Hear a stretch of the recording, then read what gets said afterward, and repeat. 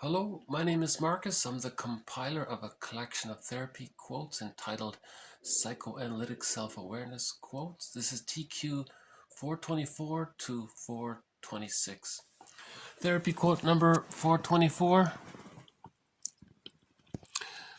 The ideal self-image of the narcissistic structure is based on omnipotence.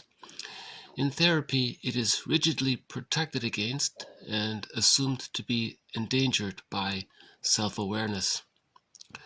The clinical result depends on the degree to which the client gradually accepts the relationship to the analyst and the working through process, i.e., the resolution of the splitting defense into whole object relations.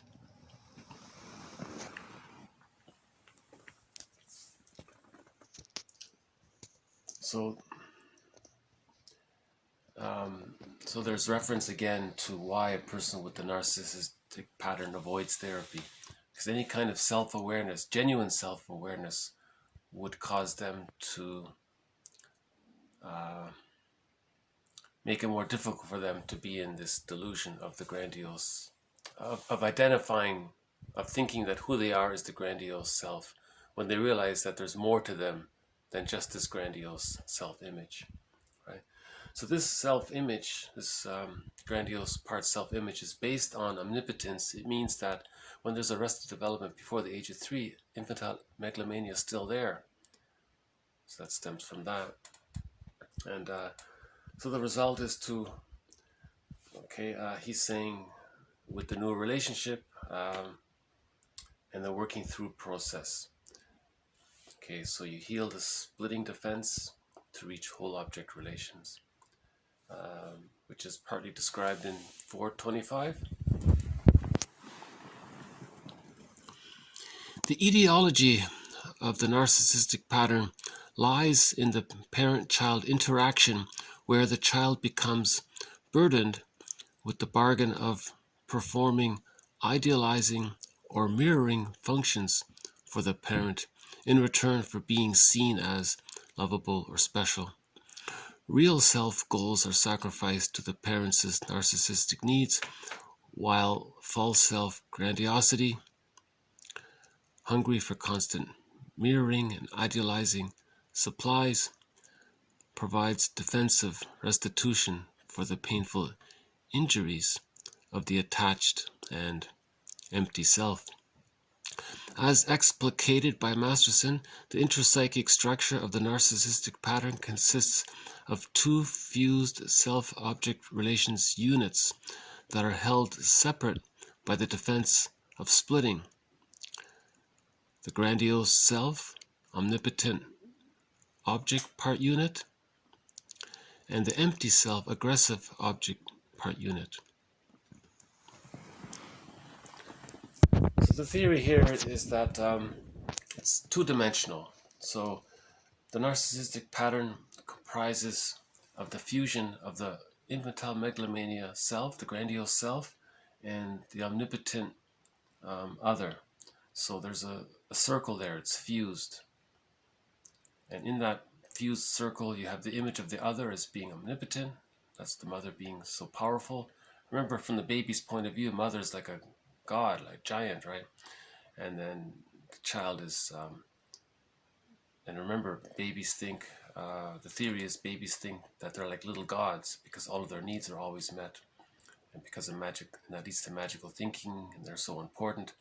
So there's a fusion there between the omnipotent object and the grandiose self, and it's fused like a circle.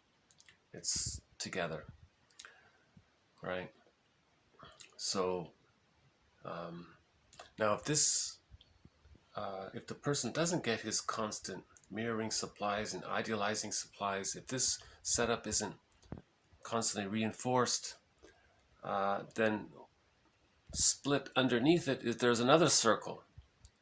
So they're held together, but they're split, and there's another circle where the self is empty. That's the empty self.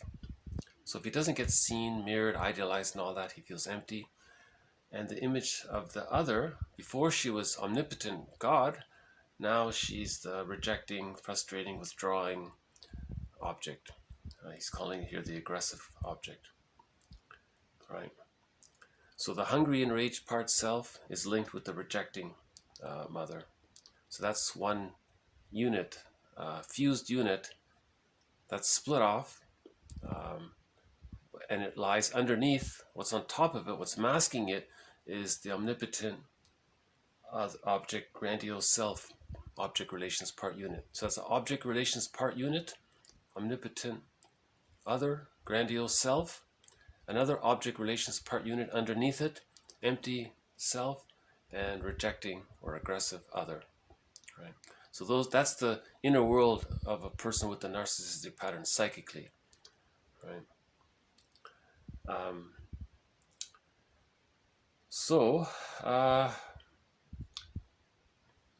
How do we heal? How do we heal this? So, okay, 426 partially relates to how do we heal this. In the analytic therapy, unresolved relationships are revived in the transference but not gratified. Instead, they are replaced, both through interpretation and the analyst's presence, by the analyst as a new introject, neutralizing the effect of the older ones. And back with the poem from earlier today, TQ 423, okay, enigmas answerless were often twain, whose answer though a third way we may obtain. Okay, so this third way we may obtain. So the therapist is now a new object. He's going to be neutral, and he's not going to repeat the dynamic with the client. He's going to offer interpretations, and he's going to have a steady presence. So the client internalizes this. So with the internalization of this,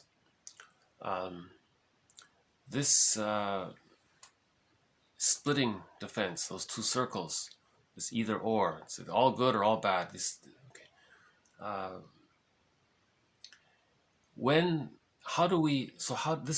this third way? How do we unite these two-dimensional circles to find whole object relations? Remember, whole object relations is the other is a whole person, 3-4 dimensional whole person, and the self is a whole person.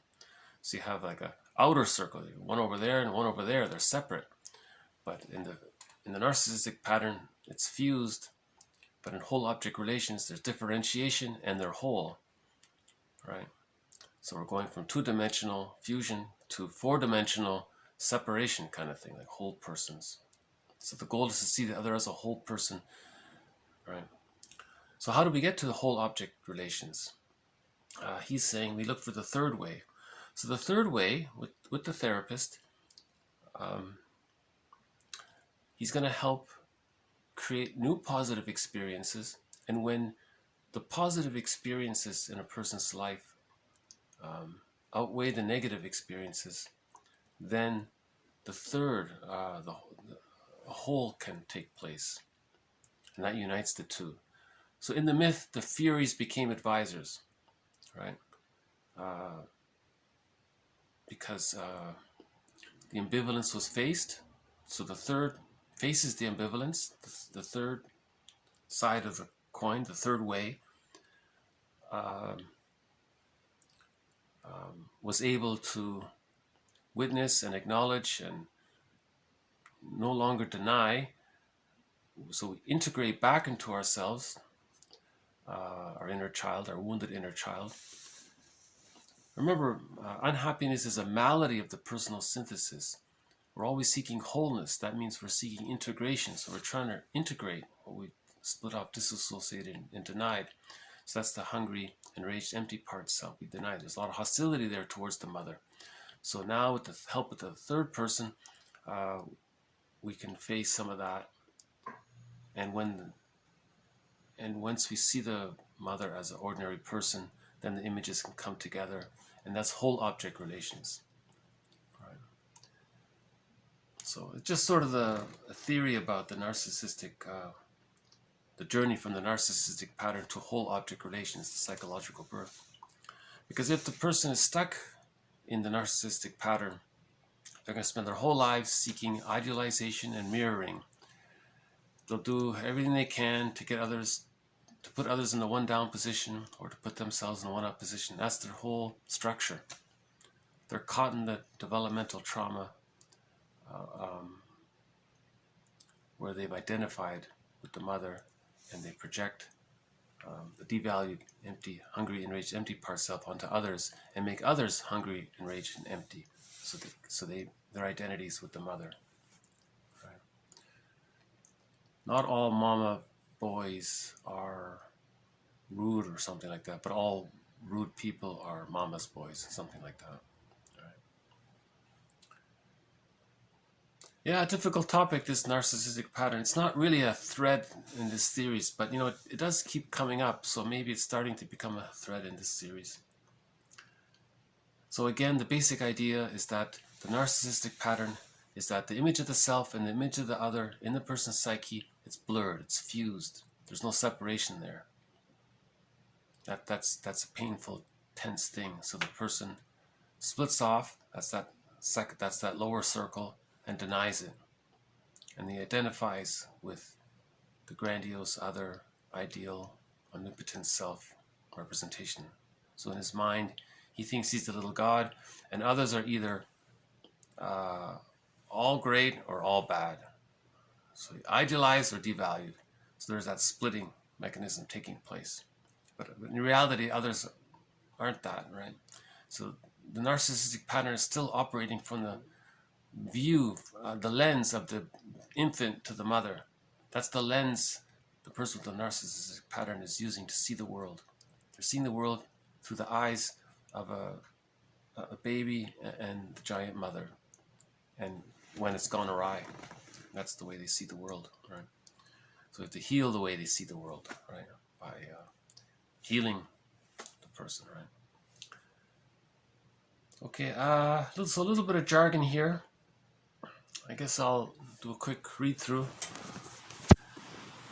The ideal self-image of the narcissistic structure is based on omnipotence or infantile megalomania or grandiosity. In therapy, it is rigidly protected against and assumed to be endangered by self-awareness. So that's why, again, everyone says it time and time again. People with a narcissistic pattern almost never see therapy. On the very rare occasion they do, it's because the wife demanded it and threatened to leave him. So he went to just trick the wife. Right? Maybe the wife will forget about it. So he's not going to he's only going to the therapist to trick the wife. He's not going to do the therapy with the therapist. And sometimes the therapist says, "Look, you're not here to do the work, so it's not a fit here." But he begs, "No, please, my wife said if I don't go to therapy, she'll leave me." Well, then go on, talk about it, and then maybe he can start the process, because he's terrified of losing his supply. Now he's aware that he's caught in the narcissistic pattern. He needs his supply. And maybe the wife is tired of being just used as a source of supply kind of thing.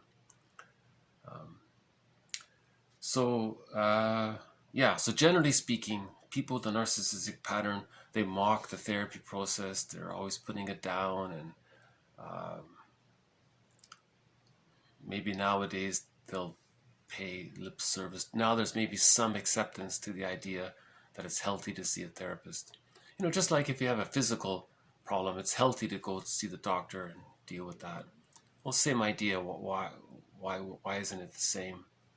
I think someone gave the example of a client who had a major illness, he had cancer or something. He had to go to great lengths to heal his cancer and get treatment. And he said that a person with a narcissistic pattern, it's something similar. He should be going to great lengths to heal that. I forgot who said that.